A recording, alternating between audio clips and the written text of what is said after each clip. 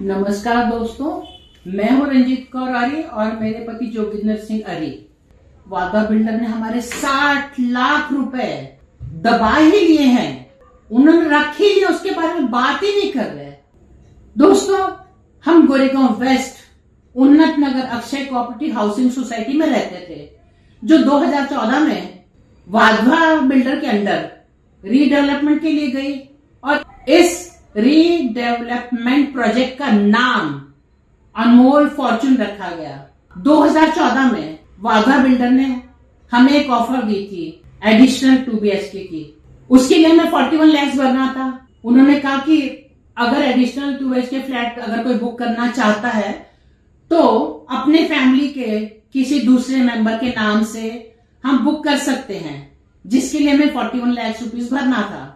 और ये ऑफर हमें वादा बिल्डर ने हमारी सोसाइटी के थ्रू दी थी। इसलिए हमारे सोसाइटी के सेक्रेटरी और एक दूसरे मेंबर जो खुद भी बिल्डर हैं, दोनों हमारे घर आए। उन्होंने कन्विंस किया 2 BHK flat with car parking के लिए सिर्फ 41 लाख भरने हैं। तो हमें उस वक्त थोड़ा डाउट हुआ, लेकिन फिर भी हमारे सेक्रेटरी साहब ने बार बार हमें आश्वासन दिया, इसलिए हमने ये ऑफर एक्सेप्ट कर ली। और हमारी तरह हमारी सोसाइटी के एक और मेंबर भी हैं जिन्होंने एडिशनल 2 BHK के लिए 41 लाख भरे हुए हैं। पहले हमें 41 लाख का cheque Wadhwa realty private limited के नाम से इश्यू करने को कहा गया। बाद में उन्होंने कुछ दिनों बाद वो चेक हमें वापस दे दिया और फिर उन्होंने कहा कि हमें दूसरा चेक विजय एसोसिएट वाधवा के नाम से इश्यू करके करो। और ये हमारा 41 लाख का चेक 31 जुलाई 2014 में क्लियर हुआ है। 11 लाख हमारा कॉर्पस पेंडिंग है, वो भी नहीं दिया।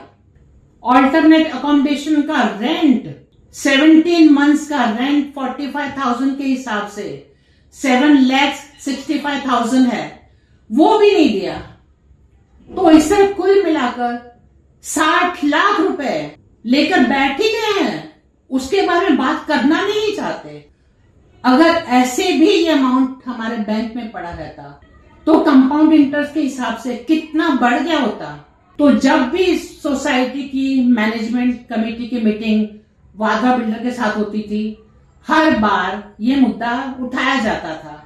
हर बार हमारे एडिशनल 2 BHK का मुद्दा उठाया जाता था। जब तक वाधा बिल्डर को ओसी नहीं मिली थी, तब तक 2 BHK के 2 फ्लैट्स रिजर्व पड़े हुए थे। लेकिन जब वाधा बिल्डर को ओसी मिली, उन्होंने वो फ्लैट किसी दूसरी पार्टी को बेच दिए।